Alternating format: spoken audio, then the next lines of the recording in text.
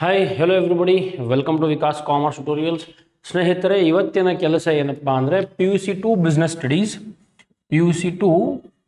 ಸ್ಟಡೀಸ್ನಲ್ಲಿ ಬರುವಂತಹ 1 ಮಾರ್ಕಿನ multiple choice questions, fill in the blanks questions, ಆಮೇಲೆ ಮ್ಯಾಚ್ ದಿ ಫಾಲೋವಿಂಗ್ ಮತ್ತು 1 ಮಾರ್ಕಿನ ಪ್ರಶ್ನೆಗಳನ್ನು ನಾವು ನೋಡುವಂಥ ಕೆಲಸವನ್ನು ಮಾಡುವ.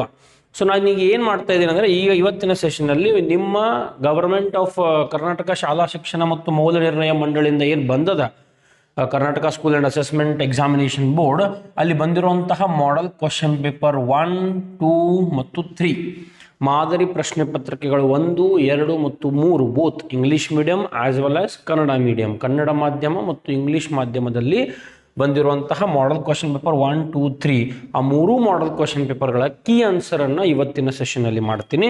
Especially multiple choice questions, fill in the blanks questions, match the following ಮತ್ತು 1 ಮಾರ್ಕ್. ಈಗ ಆಲ್ರೆಡಿ 2 ಮಾರ್ಕ್ಸ್ ಇಂಪಾರ್ಟೆಂಟ್ ಕ್ವಶನ್ಸನ್ನು ನೀಡಾಯಿತು. ಬಿಸ್ನೆಸ್ನಲ್ಲಿ 4 ಮಾರ್ಕ್ಸ್ ಇಂಪಾರ್ಟೆಂಟ್ ಕೊಟ್ಟಿದ್ದೀವಿ, 8 ಮಾರ್ಕ್ಸ್ ಇಂಪಾರ್ಟೆಂಟ್ ಕೊಟ್ಟಿದ್ದೀವಿ, both English medium and Kannada medium. ಯಾರಿಗಾದರೂ ಆ ವಿಡಿಯೋಗಳು ಸಿಕ್ಕಿಲ್ಲ, ನೋಡಿಲ್ಲ ಅಂದರೆ ನಮ್ಮ ಚಾನಲನ್ನೇ ನೀವು ಮೇನ್ ಪೇಜ್ಗೆ ಹೋಗಿ ಅಲ್ಲಿ ಪ್ಲೇಲಿಸ್ಟ್ ಮೇಲೆ ಕ್ಲಿಕ್ ಮಾಡಿ. ಪ್ಲೇಲಿಸ್ಟಲ್ಲಿ ನಿಮ್ಗೆ ಸಿಗ್ತದೆ 2024-25 ಅಕೌಂಟೆನ್ಸಿ, 24-25 ಬಿಸ್ನೆಸ್ ಸ್ಟಡೀಸ್, 24-25 ಎಕನಾಮಿಕ್ಸ್.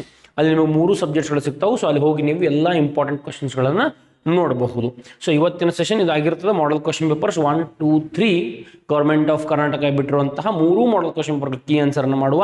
ಅದರ ಜೊತೆಗೆ ನೆಕ್ಸ್ಟ್ ಬರುವಂಥ ಸೆಷನ್ಸ್ಗಳಲ್ಲಿ ನಾನೇನು ಮಾಡ್ತೀನಪ್ಪ ಅಂದರೆ, ಈ ಹೊಸ ಕ್ವಶನ್ ಬ್ಯಾಂಕ್, ಪರಿಷ್ಕೃತ ಪ್ರಶ್ನೆಕೋಶ ಅಂತ ಏನು ಕರಿತೀವಿ, ರಿವೈಸ್ಡ್ ಕ್ವಶನ್ ಬ್ಯಾಂಕ್, ಆ ರಿವೈಸ್ಡ್ ಕ್ವಶನ್ ಬ್ಯಾಂಕ್ನ multiple choice fill in blanks ಕೂಡ ಮಾಡುವ. ಮತ್ತು ಈ ಕ್ವಶನ್ಸ್ ಮಾಡಲಿಕ್ಕೆ ಮುಖ್ಯ ಉದ್ದೇಶ 80/80 ಸ್ಟ್ರಾಟಜಿ ಆಗಿರ್ತದೆ. 80 ಔಟ್ ಆಫ್ 80 ಮಾರ್ಕ್ಸ್ ನೀವು ಬೇಕು ಅಂತಾದರೆ ಕಂಪಲ್ಸರಿ ಈ 20 ಕ್ವಶನ್ಸ್ಗಳನ್ನು ಟಚ್ ಮಾಡಬೇಕು. ಹಾಗಾಗಿ 80 ಔಟ್ ಆಫ್ 80 ಸಿರೀಸ್ ಪಾರ್ಟ್ 1 ಈ ವಿಡಿಯೋ ಸೆಷನ್ ಆಗಿರ್ತದೆ. ಸೊ ಯಾರಾದರೂ ನಮ್ಮ ಚಾನಲನ್ನು ಫಸ್ಟ್ ಟೈಮ್ ನೋಡ್ತಾ ಇದ್ರೆ, ಸಬ್ಸ್ಕ್ರೈಬ್ ಮಾಡದೆ ನೋಡ್ತಾ ಇದ್ರೆ ದಯಮಾಡಿ ಸಬ್ಸ್ಕ್ರೈಬ್ ಮಾಡಿ ಅಂತ ಕೇಳ್ಕೊಳ್ತೀನಿ. ಇನ್ಸ್ಟಾಗ್ರಾಮ್ ಫಾಲೋ ಮಾಡ್ಬೋದು, ವಾಟ್ಸಪ್ ಗ್ರೂಪ್ ಜಾಯ್ನ್ ಆಗ್ಬೋದು, ಟೆಲಿಗ್ರಾಮ್ ಗ್ರೂಪನ್ನು ಕೂಡ ಜಾಯ್ನ್ ಆಗ್ಬೋದು. ಎಲ್ಲದರ ಲಿಂಕ್ ನಿಮಗೆ ಡಿಸ್ಕ್ರಿಪ್ಷನಲ್ಲಿ ಕೂಡ ಸಿಗ್ತದೆ. So let us start our today's session. Welcome to Vikas commerce tutorials.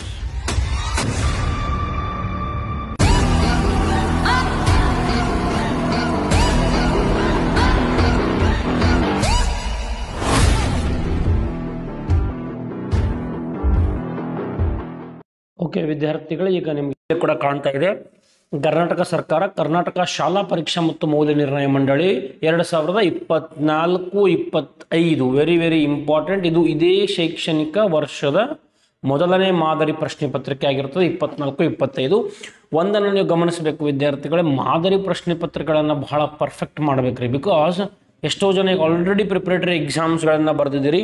Preparatory exams ಏನು ಬರ್ತಾರೆ, ಎಷ್ಟೋ ಪ್ರಿಪ್ರೇಟರಿ ಎಕ್ಸಾಮ್ಸ್ನ ನೋಡ್ತಾ ಇರುವ ಹಾಗೆ ಬೇರೆ ಬೇರೆ ಜಿಲ್ಲೆಗಳ ಪೂರ್ವ ಸಿದ್ಧತಾ ಪರೀಕ್ಷೆ ಪತ್ರಿಕೆಗಳನ್ನು ನೋಡಿದಾಗ ಏನು ನನಗೆ ಕಾಣ್ತಾ ಇದೆ ಅಂದರೆ, ಇದು ಮಾಡೆಲ್ ಕ್ವಶನ್ ಪೇಪರ್ಸ್, ಮಾದರಿ ಪ್ರಶ್ನೆ ಪತ್ರಿಕೆಗಳಲ್ಲಿರುವಂತಹ ಪ್ರಶ್ನೆಗಳನ್ನು ಜಾಸ್ತಿಯಾಗಿ ನಿಮ್ಮ ಜಿಲ್ಲೆಗಳ ಕ್ವಶನ್ ಪೇಪರ್ಗಳಲ್ಲಿ ಕಾಣ್ತಾ ಇದೆ. ಹಾಗಾಗಿ ಅಟ್ಲೀಸ್ಟ್ ನಾಟ್ ಇಫ್ 4 ಮಾರ್ಕ್ಸ್ ಮತ್ತು 8 ಮಾರ್ಕ್ಸ್ನ ನೋಡದೇ ಇದ್ದರೂ 1 mark multiple choice, fill in the blanks, match the following, ಅಲ್ಲಿ ನಿಮಗೆ ಈ ಮಾಡೆಲ್ ಕ್ವಶನ್ ಪೇಪರ್ಸ್ಗಳಿಂದ ಕ್ವಶನ್ಸ್ ಕಾಣ್ತಾ ಇದೆ. ಹಾಗಾಗಿ 3 ಮಾಡೆಲ್ ಕ್ವಶನ್ ಪೇಪರ್ಸನ್ನು ಅಟ್ಲೀಸ್ಟ್ 3 ಮಾಡೆಲ್ ಕ್ವಶನ್ ಪೇಪರಲ್ಲಿ ಬರುವಂತಹ ಅಟ್ಲೀಸ್ಟ್ 1 ಮಾರ್ಕಿನ 20 ಕ್ವಶನ್ಸ್ ಅಂದರೆ ಮೊದಲನೇ ಭಾಗದ ಎಲ್ಲ ಕ್ವಶನ್ಸ್ಗಳನ್ನು ಪರ್ಫೆಕ್ಟ್ ಮಾಡಿರಿ. ಓಕೆ, ಹಾಗಾಗಿ ಇದು 80 out of 80 strategy first part ಆಗಿರ್ತದೆ.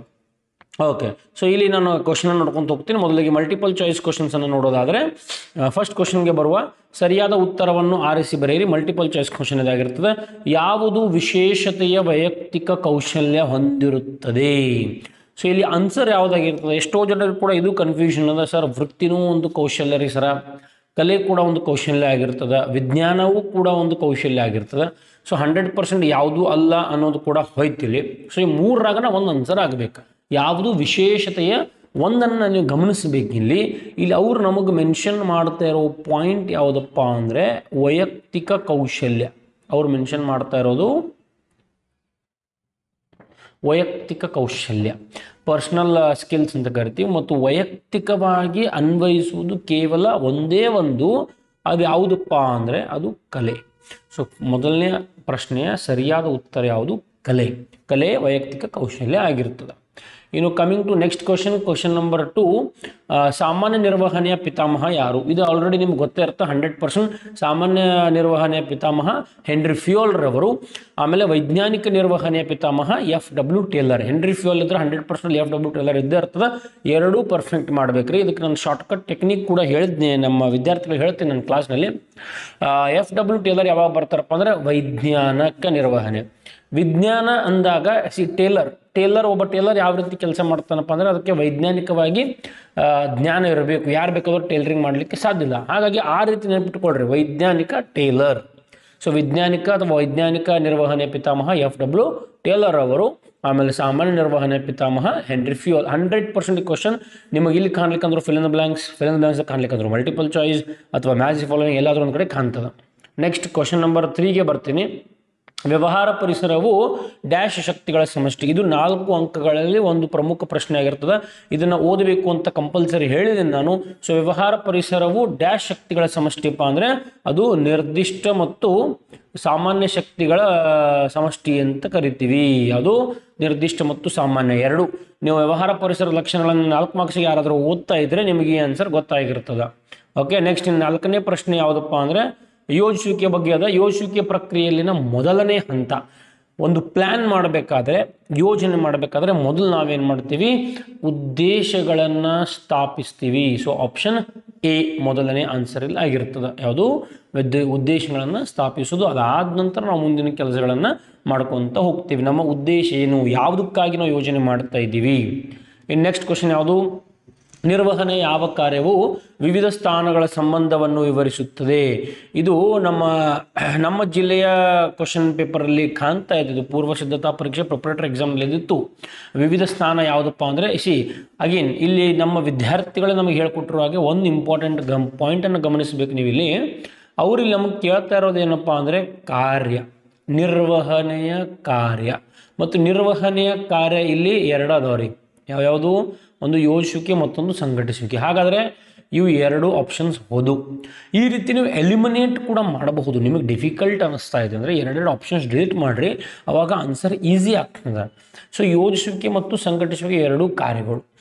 ಯೋಜಿಸುವಿಕೆ ಏನು ಕೆಲಸ ಮಾಡ್ತದಪ್ಪ ಅಂದರೆ ಭವಿಷ್ಯದಲ್ಲಿ ಏನು ಆಗಬೇಕು ಅನ್ನೋದ್ರ ಬಗ್ಗೆ ಚರ್ಚೆ ಮಾಡ್ತದೆ. ಬಟ್ ಅವರು ನಮಗೆ ಕೇಳ್ತಾ ಇರೋದು ಏನಪ್ಪ ಅಂದರೆ ವಿವಿಧ ಸ್ಥಾನ ಅಂದರೆ ಅದರ ಅರ್ಥ ಅದು ಆನ್ಸರ್ ಸಂಘಟಿಸುವಿಕೆ. Is it clear? ಸೊ ಇವು 5 ಆನ್ಸರ್ಸ್ ಆಗಿರ್ತಾವೆ. ಇನ್ನು ನೆಕ್ಸ್ಟ್ ಫಿಲ್ ಇನ್ ದ ಬ್ಲ್ಯಾಂಕ್ಸ್ಗೆ ಬರೋದಾದರೆ ವೆರಿ ವೆರಿ ಇಂಪಾರ್ಟೆಂಟ್. ನಿಮಗೆ ಪ್ರಾಬ್ಲಮ್ ಆಗೋದು ಮಲ್ಟಿಪಲ್ ಚಾಯ್ಸ್ ಕ್ವಶನ್ಸ್ದಾಗ ರೀ. ಫಿಲ್ ಇನ್ ದ ಬ್ಲ್ಯಾಂಕ್ಸ್ದಾಗ ಆನ್ಸರ್ಸ್ ಆಲ್ರೆಡಿ ಅದಾವೆ.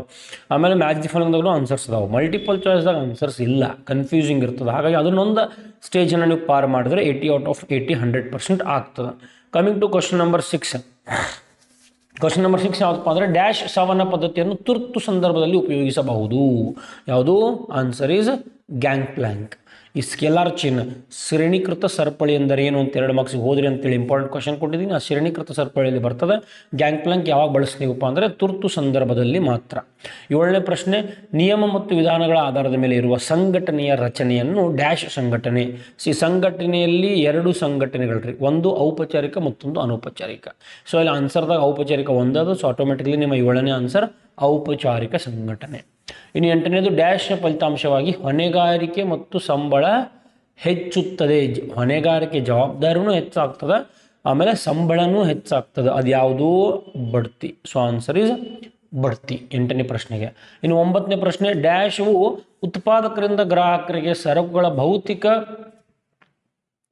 ಭೌತಿಕ ಚಲನೆಗೆ ಸಂಬಂಧಿಸಿದ ಎಲ್ಲ ಚಟುವಟಿಕೆಗಳನ್ನು ಒಳಗೊಂಡಿದೆ. ಯಾವುದು? ಆನ್ಸರ್ ಸ್ಥಳ ಮಿಶ್ರಣ.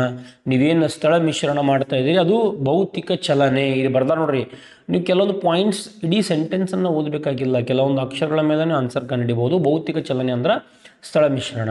ಇನ್ನು 10ನೇ ಪ್ರಶ್ನೆ ಯಾವುದಪ್ಪ ಅಂದರೆ ಜಿಲ್ಲಾ ಆಯೋಗದ ಆದೇಶದಿಂದ ತೃಪ್ತರಾಗದಿದ್ದರೆ ಡ್ಯಾಶ್ ಆಯೋಗಕ್ಕೆ ಮನವಿ ಸಲ್ಲಿಸಬಹುದು. 3 ಆಯೋಗ ರೀ, ಜಿಲ್ಲಾ ಆಯೋಗ, ರಾಜ್ಯ ಆಯೋಗ, ರಾಷ್ಟ್ರೀಯ ಆಯೋಗ. ಮೊದಲು ಬರೋದು ಜಿಲ್ಲಾ ಆದ ನಂತರ ಬರೋದು ರಾಜ್ಯ ಆದ ನಂತರ ಬರೋದು ರಾಷ್ಟ್ರ. ಈಗ ಇಲ್ಲಿ ಅವ್ರು ಕೇಳಿರೋದು ಜಿಲ್ಲಾ. ಹಾಗಾದರೆ ತೃಪ್ತರಾಗಿಲ್ಲ ಅಂದಾಗ ಆಟೋಮೆಟಿಕ್ಲಿ ಆನ್ಸರ್ ಯಾವುದು?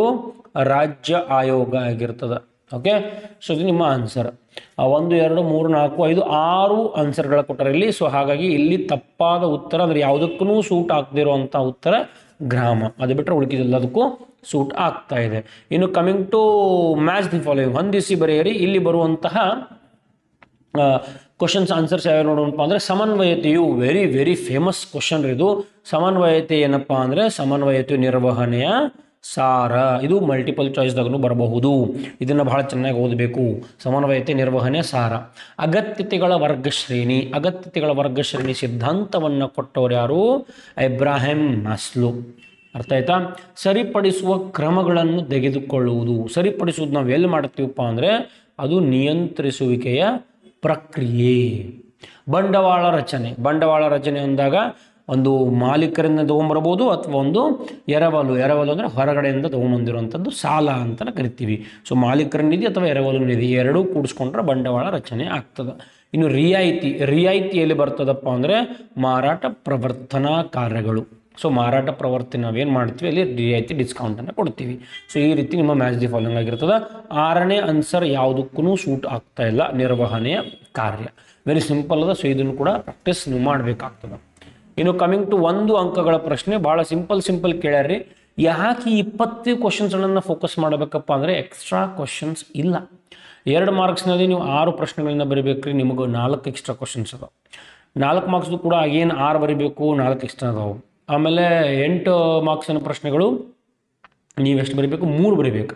2 ಎಕ್ಸ್ಟ್ರಾ ಕ್ವಶನ್ಸ್ ಅದಾವೆ. ಬಟ್ 20 ಕ್ವಶನ್ಸ್ಗಳಲ್ಲಿ ಎಕ್ಸ್ಟ್ರಾ ಇಲ್ಲ. ಮುಂಗಡ ಪತ್ರ ಎಂದರೆ ಏನು? ಅಂಕಿ ಅಂಶಗಳ ಮೂಲಕ ವಿವರಣೆ ಮಾಡಿದ ಹೇಳಿಕೆ. ಕೆಲವೊಂದು ಶಬ್ದಗಳನ್ನು ಮಾತ್ರ ನೆನ್ಪಿಟ್ಕೊಳ್ಬೇಕು 1 ಮಾರ್ಕ್ಸ್ ಕ್ಯಾಟಗರಿಯಲ್ಲಿ. ಮುಂಗಡ ಪತ್ರ, ಅಂಕಿ ಅಂಶ, ಈ ಶಬ್ದ ನೆನ್ಪಿಟ್ಕೊಳ್ರಿ. ಹಿಂದೆ ಮುಂದೆ ನೀವು ಸೆಂಟೆನ್ಸ್ ಯಾವ ರೀತಿ ಬೇಕಾದ್ರೆ ಬರ್ಕೋಬೋದು, ಆನ್ಸರ್ ಕರೆಕ್ಟ್ ಆಗ್ತದೆ. ಆಯ್ಕೆ ಪರೀಕ್ಷೆಯ ಒಂದು ವಿಧ. ಆಸಕ್ತಿ ಪರೀಕ್ಷೆ, ವ್ಯಕ್ತಿತ್ವ ಪರೀಕ್ಷೆ ಅಂತ ಕರಿತೀವಿ. ಸೊ ಈ ರೀತಿ ಪರೀಕ್ಷೆಗಳ ವಿಧಗಳನ್ನು 4 ಮಾರ್ಕ್ಸ್ಗೂ ಕೂಡ ಓದ್ರಿ ಅಂತ ಹೇಳಿದ್ನಿ. ಹಾಗಾಗಿ 1 ಮಾರ್ಕಿಗೆ ಕೇಳ್ತಾ ಇದ್ದಾರೆ. Very simple. ನಿರ್ದೇಶಿಸುವಿಕೆಯ ಒಂದು ಮೂಲಾಂಶ. ನಿರ್ದೇಶಿಸುವಿಕೆಯಲ್ಲಿ 4 ಮೂಲಾಂಶಗಳು ಬರ್ತಾವ್ರಿ. ನಾಯಕತ್ವ ಬರ್ತದೆ, ಪ್ರೇರೇಪಣೆ, ಮೇಲ್ವಿಚಾರಣೆ ಮತ್ತು ಸಂವಹನ. 4ರ ಯಾವುದರ ಒಂದನ್ನು ನೀವು ಇಲ್ಲಿ ಬರಿಬೇಕಾಗ್ತದೆ. ಸ್ಥಿರಾಸ್ತಿಗೆ ಒಂದು ಉದಾಹರಣೆ. ಸ್ಥಿರಾಸ್ತಿ ಅಂದರೆ ಫಿಕ್ಸ್ಡ್ ಅಸೆಟ್. ಫಿಕ್ಸ್ಡ್ ಅಸೆಟ್ಸ್ಗೆ ಉದಾಹರಣೆ ಭೂಮಿ ಮತ್ತು ಕಟ್ಟಡ, ಆಮೇಲೆ ಯಂತ್ರೋಪಕರಣಗಳು, ಪೀಠೋಪಕರಣಗಳು ಇವೆಲ್ಲವೂ ಕೂಡ ಸ್ಥಿರಾಸ್ತಿ. ಸಂವೇಷ್ಟಿಸುವಿಕೆಯ ಒಂದು ಕಾರ್ಯ. ಸಂವೇಷ್ಟಿಸುವಿಕೆ ಏನು ಕೆಲಸ ಮಾಡ್ತದೆ? ಉತ್ಪನ್ನದ ರಕ್ಷಣೆ ಅಂತಲೂ ಕರಿಬೋದು. ಸಂವೇಷ್ಟಿ ಅಂದರೆ ಮ್ಯಾಗಿನ ಕವರ್ ರೀ, ಪ್ಯಾಕ್. ಆ ಪ್ಯಾಕೇಜಿಂಗ್ ಏನು ಮಾಡ್ತದೆ? ಉತ್ಪನ್ನವನ್ನು ರಕ್ಷಿಸ್ತದೆ. ಸೊ ಹಾಗಾಗಿ ಈ ರೀತಿಯೂ ಬರಿಬೋದು. ಸೊ ಇಲ್ಲಿ ಕೇಳಿರುವಂತಹ 12, 13, 14, 15, 16ನೇ ಪ್ರಶ್ನೆ ತನಕ ಬಹಳ ಸರಳವಾಗಿ ಕೇಳಿದಾರೆ ರೀ ಇಲ್ಲಿ ಮಾಡೆಲ್ ಕ್ವಶನ್ ಪೇಪರ್ 1ನಲ್ಲಿ. ಸೊ ನಾವೀಗ ಏನು ಮಾಡೋಣಪ್ಪ ಅಂದರೆ ಮಾಡೆಲ್ ಕ್ವಶನ್ ಪೇಪರ್ 2 ನೋಡುವಂತಹ ಕೆಲಸವನ್ನು ಮಾಡುವ. Model question paper 2. So model question paper 2 ಇಲ್ಲಿ ಕಾಣ್ತಾ ಇದೆ 24, 25 ದ್ವಿತೀಯ PUC ಮಾದರಿ ಪ್ರಶ್ನೆ ಪತ್ರಿಕೆ 2. ಈಗ ಇಲ್ಲಿ ಮತ್ತೆ ನೋಡ್ರಿ ಕ್ವಶನ್ಸ್ ರಿಪೀಟ್ ಆಗುವಂತ ಹೋಗ್ತದೆ. ಹಾಗಾಗಿ ಇಲ್ಲಿ ಟೈಮ್ ಜಾಸ್ತಿ ವೇಸ್ಟ್ ಮಾಡಲ್ಲ. ಸಮನ್ವಯತೆಯು ನಿರ್ವಹಣೆಯ ಸಾರ. ಇದೇ ಈಗ ನಾವು ಜಸ್ಟ್ ಎಲ್ಲಿ ನೋಡಿದ್ವಿ? ಮ್ಯಾಚ್ ದಿ ಫಾಲೋಯಿಂಗ್ ನಲ್ಲಿ ನೋಡಿದ್ವಿ. Okay, coming to question number 2. ನಿರ್ವಹಣೆ ತತ್ವಗಳನ್ನು ಹೇಗೆ ರಚಿಸಲಾಗಿದೆ? ಪ್ರಯೋಗಶಾಲೆಯಲ್ಲಿ? ನೋ. ವ್ಯವಸ್ಥಾಪಕರ ಅನುಭವಗಳಿಂದ. ವ್ಯವಸ್ಥಾಪಕರು ಈ ತತ್ವಗಳನ್ನು ನೀಡ್ತಾರೆ. ಹೆನ್ರಿ ಫ್ಯೂಯಲ್ರು ಮತ್ತು FW ಟೇಲರ್ ಅವರು ಕೂಡ ಅವರು ವ್ಯವಸ್ಥಾಪಕರಾಗಿದ್ದರು. ಹಾಗಾಗಿ ಅವ್ರು ಕೊಟ್ಟಿರುವಂಥದ್ದು. ಸೊ ಹಾಗಾಗಿ ವ್ಯವಸ್ಥಾಪಕರ ಅನುಭವಗಳಿಂದ ಅಂತ ಕರಿತೀವಿ. ಈ ಕೆಳಗಿನ ಯಾವುದು ಏಕ ಬಳಕೆಯ ಯೋಜನೆಯ ಉದಾಹರಣೆ? ನೀತಿ, ಕಾರ್ಯವಿಧಾನ ಮತ್ತು ವಿಧಾನ ಇವೆಲ್ಲವೂ ಕೂಡ ಸ್ಥಾಯಿ ಯೋಜನೆ. ಹಾಗಾಗಿ ಕರೆಕ್ಟ್ ಆನ್ಸರ್ ಯಾವುದಪ್ಪ ಅಂದರೆ ಮುಂಗಡ ಪತ್ರ. ಮುಂಗಡ ಪತ್ರ, ಕಾರ್ಯಕ್ರಮ, ಕಾರ್ಯಯೋಜನೆ ಇವೆಲ್ಲವೂ ಕೂಡ ಏಕ ಬಳಕೆಯಲ್ಲಿ ಬರುವಂಥದ್ದು. ಸೊ ಆನ್ಸರ್ ಈಸ್ ಮುಂಗಡ ಪತ್ರ. ಎಷ್ಟೋ ಮಂದಿ ನೋಡಿರ್ಬೋದು, ಇದು ಪ್ರಿಪರೇಟರಿಯಲ್ಲಿ ಕೂಡ ರಿಪೀಟ್ ಆಗಿರುವಂಥ ಕ್ವಶನ್ ಆಗಿರ್ತದೆ. ಇವುಗಳಲ್ಲಿ ಯಾವುದು ಪ್ರತಿನಿಯೋಜನೆಯ ಅಂಶವಲ್ಲ? ಇದೇ ಈಗ ನಾವು ನಿರ್ದೇಶಿಸುವಿಕೆಯ ಮೂಲಾಂಶ ನೋಡಿದ್ವಿ. ಈಗ ಪ್ರತಿನಿಯೋಜನೆಯ ಮೂಲಾಂಶ ಕೇಳ್ತಾ ಇದ್ದಾರೆ. 3 ಪ್ರತಿನಿಯೋಜನೆ ಮೂಲಾಂಶಗಳದಾವ್ರಿ. ಅಧಿಕಾರ, ಜವಾಬ್ದಾರಿ ಮತ್ತು ಉತ್ತರದಾಯಿತ್ವ. ಸೊ ಇಲ್ಲಿ ಉತ್ತರದಾಯಿತ್ವದ, ಅಧಿಕಾರದ, ಜವಾಬ್ದಾರಿ ಅದ. ಸೊ ಆನ್ಸರ್ ಯಾವುದು? ಅನೌಪಚಾರಿಕ ಸಂಘಟನೆ. ಯಾವುದು ಅಂಶವಲ್ಲ ಅಂತ ಕೇಳಾಕತ್ತಾರೆ? ಅಂಶ ಅಲ್ಲ. ಸೊ 3 ಅಂಶಗಳು. ಹಾಗಾಗಿ 4ನೇ ಆನ್ಸರ್ ಅದು ಅಂಶವಲ್ಲ. ಇನ್ನು 5ನೇ ಪಾಯಿಂಟ್ ಕ್ವಶನ್ ವೆರಿ ಸಿಂಪಲ್ ಅದ. ಭಾಳ ಮಂದಿಗೆ ಇದು ಕೂಡ ಡೌಟ್ ಅದ. ಮಾರುಕಟ್ಟೆ ಎಂಬ ಪದ ಯಾವ ಸಂದರ್ಭದಲ್ಲಿ ಅರ್ಥೈಸಿಕೊಳ್ತೀರಿ? ಯಾವ ಸಂದರ್ಭ? ಒಳಗೊಂಡ ಭೌಗೋಳಿಕ ಪ್ರದೇಶ, ಖರೀದಿದಾರರ ವಿಧಗಳು, ವಹಿವಾಟು ಮಾಡಿದ ಸರಕುಗಳ ಪ್ರಮಾಣ, ಮೇಲಿನ ಎಲ್ಲವೂ. ಮಾರುಕಟ್ಟೆ ಅಂದ್ರೆ ಏನು? ಕಟ್ಟೆ. ಕಟ್ಟೆ ಅಂದ್ರೆ ಏನ್ರಿ? ಕಟ್ಟಿ ಅಂತ ಕರಿತೀವಿ ನಾವು ಮಾಡುವ ಭಾಷೆಯಲ್ಲಿ. ಕಟ್ಟೆ ಅಂದ್ರೆ ಒಂದು ಸ್ಥಳ. ಸ್ಥಳ ಅಂದಾಗ ಅದು ಒಂದು ಭೌಗೋಳಿಕ ಪ್ರದೇಶ ಅಂತ ಕರಿತೀವಿ. ವೆರಿ ಸಿಂಪಲ್ ಆನ್ಸರ್ ಇದು. ಮಾರುಕಟ್ಟೆ ಅನ್ನೋದು ಒಂದು ಪ್ರದೇಶ ಆಗಿರ್ತದೆ. ಇನ್ನು coming to next fill in the ಬ್ಲಾಂಕ್ಸ್ಗೆ ಬರ್ತೀನಿ. ನೋಡ್ರಿ, ಇದೇ ಈಗ ಅವರು ಕೇಳಿದ್ರು ಮಲ್ಟಿಪಲ್ ಚಾಯ್ಸ್ ಕ್ವಶನ್ನಲ್ಲಿ ಸಾಮಾನ್ಯ ನಿರ್ವಹಣೆ ಪಿತಾಮಹ. ಈಗ ಕೇಳ್ತಾ ಇರೋದು ವೈಜ್ಞಾನಿಕ ನಿರ್ವಹಣೆಯ ಪಿತಾಮಹ ಯಾರು? FW ಟೇಲರ್ ಅವರು. ನಿರ್ವಹಣೆಯ ಪ್ರಾಥಮಿಕ ಅಂದರೆ ಮೊದಲನೇ ಕಾರ್ಯ ಯಾವುದಪ್ಪ ಅಂದರೆ ಯೋಜಿಸುವಿಕೆಯಿಂದ ಸ್ಟಾರ್ಟ್ ಆಗಿ ಸಂಘಟಿಸುವಿಕೆ ಆಗಿ ಸಿಬ್ಬಂದಿ ನಿರ್ವಹಣೆ ಆಗಿ ನಿರ್ದೇಶಿಸುವಿಕೆ ಆಗಿ ಅದಾದ ನಂತರ ನಿಯಂತ್ರಿಸುವಿಕೆ ಹೋಗಿ ನಿಲ್ತದ. ಆಮೇಲೆ 8ನೇ ಕ್ವಶನ್ ಯಾವುದಪ್ಪ ಅಂದರೆ ನಿರ್ದೇಶಿಸುವಿಕೆ ಒಂದು ಮೂಲಾಂಶ. ಇದೇ ಈಗ ನಾವು ಮಾಡಲ್ ಕ್ವಶನ್ ಪೇಪರ್ಗಳಲ್ಲಿ ಮಾಡಿದ್ದೀವಿ, ಮೊದಲನೇ ಪ್ರಶ್ನೆ ಪತ್ರಿಕೆಯಲ್ಲಿ ಮಾಡಿದ್ದೀವಿ. ಯಾವುದು ಮೂಲಾಂಶ ಆಗಿರ್ತದ? ನಾಯಕತ್ವ, ಸಂವಹನ, ಆಮೇಲೆ ಮೇಲ್ವಿಚಾರಣೆ ಮತ್ತು ಪ್ರೇರೇಪಣೆ. ಕಟ್ಟಡವು ಡ್ಯಾಶ್ ಉದಾಹರಣೆ. ಇದು ಕೂಡ ಐತೆ ನೋಡ್ರಿ. ಇದಾದ್ರೆ ಕ್ವಶನ್ ಹೆಂಗೆ ಮಾಡಿದ್ರು ಅವರು? ಸ್ಥಿರಾಸ್ತಿಗೆ ಒಂದು ಉದಾಹರಣೆ. ಈಗ ಸ್ಥಿರಾಸ್ತಿಯನ್ನು ಹೇಳ್ತಾ ಇದ್ರೆ ಅದು ಯಾವುದಕ್ಕೆ ಉದಾಹರಣೆ? ಸ್ಥಿರಾಸ್ತಿ. ಕ್ವಶನ್ಸನ್ನು ಹಿಂದೆ ಮುಂದೆ ಮಾಡಾಕತ್ತಾರು. So model question papers perfect ಮಾಡಿದ್ರೆ 100% 20 ಕ್ಯಾಟಗರಿ. ಈ ಪಾರ್ಟ್ ಏನದ 20 ಮಾರ್ಕ್ಸ್ ನಿಮಗೆ ಬಿದ್ದೇ ಬೀಳ್ತಾವ್ರಿ. ಸರಕುಗಳನ್ನು ಬೇರೆ ಬೇರೆ ಗುಂಪುಗಳಾಗಿ ವರ್ಗೀಕರಿಸುವ ಪ್ರಕ್ರಿಯೆಯನ್ನು ಏನಂತ ಕರಿತೀವಿ? ಶ್ರೇಣೀಕರಣ ಅಂತ ಕರಿತೀವಿ. ಏನು? ಶ್ರೇಣೀಕರಣ. ಗುಂಪುಗಳಾಗಿ ವರ್ಗೀಕರಿಸುವುದು, ಶ್ರೇಣಿಗಳ ಆಧಾರದ ಮೇಲೆ ವರ್ಗೀಕರಣ ಮಾಡ್ತೀವಿ. In coming to match the following category. Match the ಫಾಲೋವಿಂಗ್ನಲ್ಲಿ ಉದಾರೀಕರಣ. ಈಗ ಉದಾರೀಕರಣ ಆ್ಯಕ್ಚುಲಿ ಸಿಲೆಬಸ್ದಾಗ ಇಲ್ಲ, ಬಟ್ ಆದರೂ ಕೇಳ್ತದಾರೆ. ಕಾಮನ್ ಸೆನ್ಸ್ ಎಕನಾಮಿಕ್ಸಲ್ಲಿ ಕೂಡ ಬರ್ತದೆ. ಉದಾರೀಕರಣ ಅಂದರೆ ಏನು? ಇಲ್ಲದ ಉದಾರೀಕರಣ ಅಂದರೆ ಅನಗತ್ಯ ನಿಯಂತ್ರಣಗಳನ್ನು ತೆಗೆದು ಹಾಕುವುದು. ಜಾಸ್ತಿ ನಾವು ಏನು ಮಾಡಬೇಕು? ನಿರ್ಬಂಧಗಳನ್ನು ಹೇರುವಂತಿಲ್ಲ. ಸಂಘಟನೆಯ ವಿಧ ಯಾವುದು? ಸಂಘಟನೆಯ ವಿಧ ಕಾರ್ಯಾತ್ಮಕ ರಚನೆ. ಬಡ್ತಿ. ಇದೀಗ ನಾವು ಬಡ್ತಿ ಇದ್ರೊಳಗೆ ನೋಡಿದ್ವಿ ನೋಡ್ರಿ. ಮೊದಲನೇ ಕ್ವಶನ್ ಪೇಪರ್ನಲ್ಲಿ ಫಿಲ್ ಇನ್ ದ ಬ್ಲಾಂಕ್ಸ್ ನೋಡಿದ್ವಿ. ಬಡ್ತಿ ಏನು ಮಾಡ್ತದಪ್ಪ ಅಂದರೆ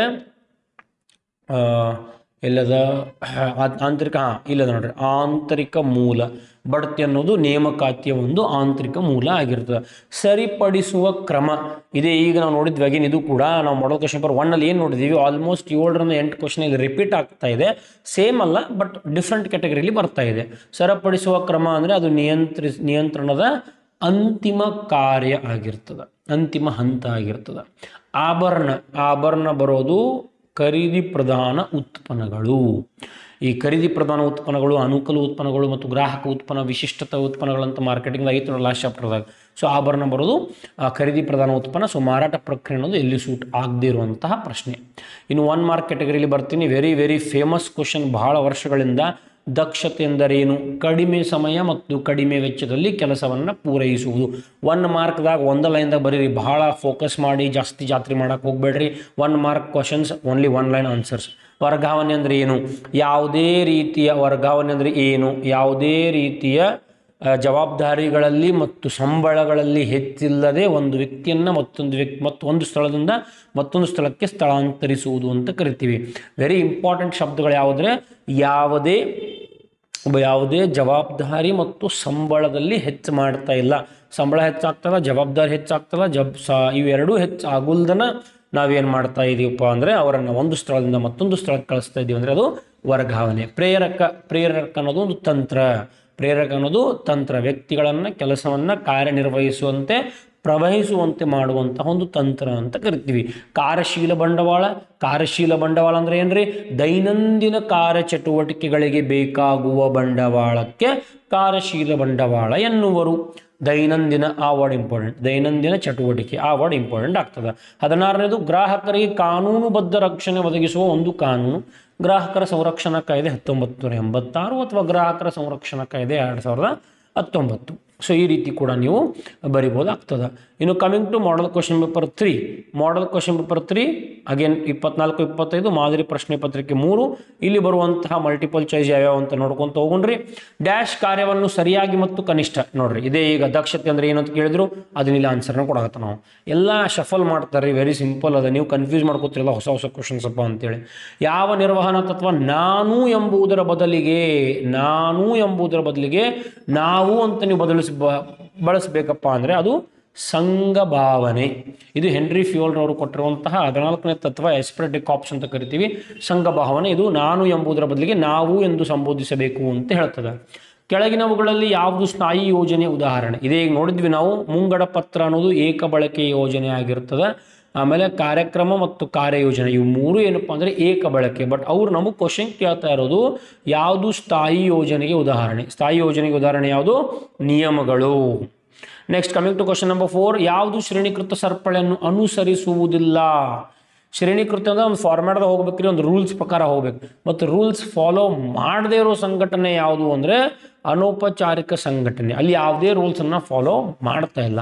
ಔಪಚಾರಿಕ ಸಂಘಟನೆದಾಗನ ಬರ್ತಾವ್ರಿ ಕಾರ್ಯಾತ್ಮಕ ಮತ್ತು ವಿಭಾಗೀಯ. ಸೊ ಅನೌಪಚಾರಿಕ ಸಂಘಟನೆ ಯಾವುದೇ ನಿಯಮಗಳನ್ನು, ಶ್ರೇಣೀಕೃತ ಸರಪಳಿಗಳನ್ನು ಫಾಲೋ ಮಾಡೋದಿಲ್ಲ. ಅಮೆಜಾನ್ ಅನ್ನೋದು ಇದು ವ್ಯಾಪಾರಿ ಗುರುತು ಅಂತ ಕರಿತೀವಿ. ಇನ್ coming to fill in the blanks category, gang plank ಯಾವಾಗ ಬಳಸ್ತೀವಿ ಅಂದರೆ ಇದೇ ಈಗ ಮಾಡೆಲ್ ಕ್ವಶನ್ ಪೇಪರ್ 1 ಕೂಡ ಇತ್ತು, ತುರ್ತು ಸಂದರ್ಭದಲ್ಲಿ ಬಳಸುವಂಥದ್ದು ಯಾವುದು ಅಂತ. ಈಗ ರಿವರ್ಸ್, ಗ್ಯಾಂಗ್ ಪ್ಲಾನ್ಕನ್ನು ಯಾವಾಗ ಬಳಸ್ತೀವಿ? ತುರ್ತು ಸಂದರ್ಭದಲ್ಲಿ. ಯೋಜಿಸುವಿಕೆಯು ಡ್ಯಾಶ್ ಪರಿಸರ ನಿರ್ವಹಿಸುವುದಿಲ್ಲ, ಚಲನಶೀಲ, ಪರಿಸರ ಬದಲಾಗ್ತಾ ಹೋಯಿತು, ನಿಯಮಗಳು ಕಂಡೀಷನ್ಸ್ ಚೇಂಜ್ ಆಗ್ತಾ ಹೋಯಿತು ಅಂದರೆ ನಾವು ಅಂದ್ಕೊಂಡಂಥ ಪ್ಲ್ಯಾನ್ ಕೆಲಸ ಮಾಡೋಂಗಿಲ್ಲ. ಹಾಗಾಗಿ ಚಲನಶೀಲ ಅಂದರೆ ಚೇಂಜ್ ಆಗೋದಕ್ಕೆ ಚಲನಶೀಲ ಅಂತ ಕರಿತೀವಿ. ಇನ್ coming to 8th question, dash ಜನರಿಗೆ ಸೂಚನೆಗಳನ್ನು ಮತ್ತು ಕೆಲಸ ಮಾಡುವುದರಲ್ಲಿ ಮಾರ್ಗದರ್ಶನ ನೀಡುವುದು. ಜನರಿಗೆ ಇಲ್ಲಿ ನೋಡ್ರಿ ವೆರಿ ಇಂಪಾರ್ಟೆಂಟ್, ಏನು ಕನ್ಸಂಟ್ರೇಟ್ ಮಾಡಬೇಕಪ್ಪ ಅಂದರೆ ಸೂಚನೆ ಮತ್ತು ಕೆಲಸ ಅಂತ ಹೇಳತ್ತಾರೆ. ಸೂಚನೆ ಯಾವ್ದು ನೀಡ್ತದೆ ಇದರೊಳಗಡೆ? ನಿರ್ದೇಶಿಸುವಿಕೆ. ಯಾವುದು ಕರೆಕ್ಟ್ ಆನ್ಸರ್ ಯಾವುದಪ್ಪ ಅಂದರೆ 8ನೇ ಕ್ವಶನ್ಗೆ ನಿರ್ದೇಶಿಸುವಿಕೆ. Okay, coming to question number 9, dash ಹಣಕಾಸು ನಿರ್ವಹಣೆಯ ಪ್ರಾಥಮಿಕ ಉದ್ದೇಶ ಯಾವುದ್ರಿ? ಸಂಪತ್ತನ್ನು ಗರಿಷ್ಠಗೊಳಿಸುವುದು, ಷೇರುದಾರರ ಸಂಪತ್ತನ್ನು ಹೆಚ್ಚು ಮಾಡುವುದನ್ನು ಹಣಕಾಸಿನ ನಿರ್ವಹಣೆ ಮೊದಲನೇ ಉದ್ದೇಶ ಆಗಿರ್ತದೆ. ಇನ್ನು ಲಾಸ್ಟ್ ಪ್ರಶ್ನೆ, ಪ್ರಚಾರವು ಡ್ಯಾಶ್ ಸಂವಹನವಾಗಿದೆ, ಅದು ವೈಯಕ್ತಿಕವಲ್ಲದ ಸಂವಹನ. ಸೊ ಈ 3 ಆನ್ಸರ್ಸ್ ಆಗಿರ್ತಾವ್ರಿ. In coming to multiple choice questions, repo ದರ. ಈಗ ಯಾರ್ಯಾರ ಚೆನ್ನಾಗಿ ಕಲಿತಾ ಇರ್ತೀರಿ, 80/80 ಮಾಡ್ಲಿಕ್ಕೆ ನೀವು ಹೋಗ್ತಾ ಇದ್ರಿ ಅಂದರೆ ರೆಪೋ ದರ ಎಲ್ಲಿ ಬರ್ತದೆ ನಿಮ್ಗೆ ಗೊತ್ತಿರ್ತದೆ. ರೆಪೋ ದರ ಬರೋದು ಆರ್ಥಿಕ ಪರಿಸರದಲ್ಲಿ. ಎಲ್ಲಿ ಬರ್ತದೆ? ಆರ್ಥಿಕ ಪರಿಸರ. ರೆಪೋ ದರ, ರಿವರ್ಸ್ ರೆಪೋ ದರ, ನಗದು ಮೀಸಲು ಅನುಪಾತ ಅಂತ ಕರಿತೀವಿ ನೋಡ್ರಿ. ವಿಭಾಗೀಯ ರಚನೆ ಬರೋದು ಉತ್ಪನ್ನ ವಿಶೇಷತೆ. ಎಷ್ಟೋ ಜನರಿಗೆ ಕನ್ಫ್ಯೂಷನ್ ಅದ, ಅದು ವಿಶೇಷ ಉತ್ಪನ್ನಗಳು ಅಥವಾ ಉತ್ಪನ್ನ ವಿಶೇಷತೆನೋ? ಅದು ಉತ್ಪನ್ನ ವಿಶೇಷತೆ. ಯಾಕೆ ವಿಶೇಷ ಉತ್ಪನ್ನ ಅಲ್ಲ ಅನ್ನೋದನ್ನು ಹೇಳ್ತೀನಿ ಕೇಳ್ರಿ. ಪರಿಹಾರ ಬರೋದು ಸಂಬಳ ಮತ್ತು ಬೋನಸ್, ಅದು ಪರಿಹಾರ. ನಿಯಂತ್ರಿಸುವಿಕೆ ಅನ್ನೋದು ನಿರ್ವಹಣೆಯ ಒಂದು ಕಾರ್ಯ.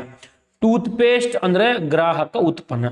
ಸೊ ಅವ್ನು ಇದೇನು ಮಾಡಕತ್ತಾನ ಅಂದರೆ ಗ್ರಾಹಕ ಉತ್ಪನ್ನ ಮತ್ತು ವಿಶೇಷ ಉತ್ಪನ್ನ ಈ ಎರಡರಲ್ಲಿ ಯಾವುದೋ ಒಂದನ್ನು ಕೊಡಕತ್ತ. ನಾವು ಟೂತ್ ಪೇಸ್ಟ್ ಗ್ರಾಹಕರ ಉತ್ಪನ್ನ, ದಿನನಿತ್ಯ ಸಿಗುವಂಥದ್ದು, ವಿಶೇಷ ಉತ್ಪನ್ನ ಅಲ್ಲ.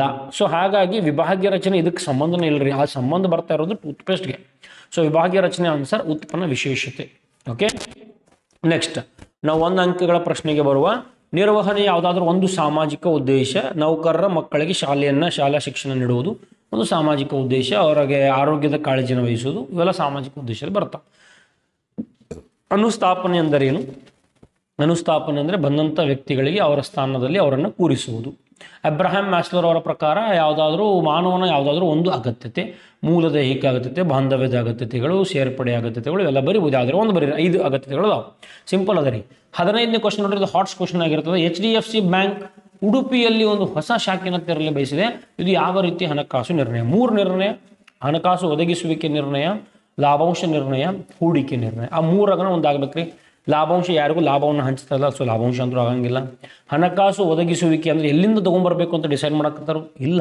ಅವ್ರು ಇಲ್ಲಿ ಏನು ಮಾಡಕತ್ತಾರೋ ಹೊಸ ಶಾಖೆಯನ್ನು ಉದ್ಘಾಟನೆ ಮಾಡಲಿಕ್ಕಿದ್ದಾರೆ, ಹೊಸ ಶಾಖೆಯನ್ನು ತೆರೆಯಲಿಕ್ಕಿದ್ದಾರೆ. ಹೊಸ ಶಾಖೆ ಮಾಡಬೇಕಾದ್ರೆ ಹಣ ಬೇಕು, ಹಾಗಾಗಿ ಅದು ಹೂಡಿಕೆಯ ನಿರ್ಣಯ. ಗ್ರಾಹಕ ಎಂದರೆ ಯಾರು? Very simple. 16ನೇ ಕ್ವಶನ್. ಒಂದು ವಸ್ತುವನ್ನು ಅದರ ಬೆಲೆಯ ಮೊತ್ತವನ್ನು ನೀಡಿ ಅದನ್ನು ಬಳಸುವಂತಹ ಒಬ್ಬ, ಅಂದರೆ ಸ್ವ ಇಚ್ಛೆಗೆ ಅಂತಿಮ ಅನುಭೋಗ, ಈ ಒಂದು ವರ್ಡ್ ಇಂಪಾರ್ಟೆಂಟ್ ಆಗಿರ್ತದೆ. ಅಂತಿಮ ಅನುಭೋಗಕ್ಕಾಗಿ ವಸ್ತುವನ್ನು ಖರೀದಿಸುವಂಥ ಒಬ್ಬ ವ್ಯಕ್ತಿ ಗ್ರಾಹಕ ಎನಿಸಿಕೊಳ್ಳುತ್ತಾನೆ. ಅಂತಿಮ ಅನುಭೋಗ. ಅವನೇನಾದರೂ ಅದನ್ನು ಖರೀದಿ ಮಾಡಿ ಮರು ಮಾರಾಟ ಮಾಡ್ತಾ ಇದ್ದಾನೋ ಗ್ರಾಹಕ ಆಗಂಗಿಲ್ಲ ರೀ. ಅವನು ಅಂತಿಮ ಅನುಭೋಗ ಮಾಡಬೇಕಂದ್ರೆ ಮತ್ತು ಅವನ ಕನ್ಸಂಪ್ಷನ್ ಮಾಡಬೇಕು, ಬೇರೆ ಯಾರಿಗೂ ಮರೋಂಗಿಲ್ಲ. ಅದಕ್ಕೆ ನಾವು ಗ್ರಾಹಕ ಅಂತ ಕರಿತೀವಿ. ಸೊ ಇವೆಲ್ಲವೂ ಕೂಡ ಮಾಡಲ್ ಕ್ವಶನ್ ಪೇಪರ್ 1, 2, 3 3 ಕ್ವಶನ್ ಪೇಪರ್ಗಳಲ್ಲಿ ಭಾಗ ಎ ಸಾಲ್ವ್ ಮಾಡಿದ್ದೀನಿ. ಇವಿಷ್ಟು ಪರ್ಫೆಕ್ಟ್ ಮಾಡಿದರೆ 80/80 ಕಂಪಲ್ಸರಿ ಆಗ್ತದೆ ರೀ. ಇದಾದ ನಂತರ ರಿವೈಸ್ಡ್ ಕ್ವಶನ್ ಬ್ಯಾಂಕನ್ನು ಕೂಡ ನಾನು ಸಾಲ್ವ್ ಮಾಡ್ತೀನಿ. ಇಂಗ್ಲೀಷ್ ಮೀಡಿಯಮ್ದಲ್ಲೂ ಕೂಡ ಸಾಲ್ವ್ ಮಾಡ್ತೀನಿ. ಇದೇ ರೀತಿ ಅಕೌಂಟೆನ್ಸಿ ಮತ್ತು ಎಕನಾಮಿಕ್ಸ್ ಕೂಡ ಸಾಲ್ವ್ ಮಾಡುವ. ಸೊ 80/80 ಟಾರ್ಗೆಟ್ ನಿಮ್ಮದು ಆಗಿರಬೇಕು ರೀ. 80/80 ಸಿರೀಸನ್ನು ನಾವು ಕಂಪಲ್ಸರಿ ಮಾಡ್ತಾಯಿದ್ದೀವಿ, ನಿಮ್ಮ ಸಲುವಾಗಿ ಮಾಡ್ತಾಯಿದ್ದೀವಿ. ನಮ್ಮ ಫೋಕಸ್ ನಾಟ್ ಇವನ್ 79, 80 ಆಗಲೇಬೇಕು. ಮತ್ತು 80 ಆಗಬೇಕಂದ್ರೆ ಇವೆಲ್ಲವನ್ನು ಕೂಡ ಪರ್ಫೆಕ್ಟ್ ಮಾಡಲೇಬೇಕು. ಸೊ ಇಲ್ಲಿಗೆ ವಿಡಿಯೋ ಸೆಷನನ್ನು ಎಂಡ್ ಮಾಡ್ತಾ ಇದ್ದೀನಿ. ಇಷ್ಟ ಆದರೆ ಲೈಕ್ ಮಾಡಿ, ಸಬ್ಸ್ಕ್ರೈಬ್ ಮಾಡಿರಿ. ಅದರ ಜೊತೆಗೆ ಯಾರೆಲ್ಲ ಇದು ಯೂಸ್ಫುಲ್ನೆಸ್ ಅವರೆಲ್ಲರೂ ಕೂಡ ಶೇರ್ ಮಾಡಿರಿ. So thank you for watching Vikas commerce Tutorials. We shall again meet.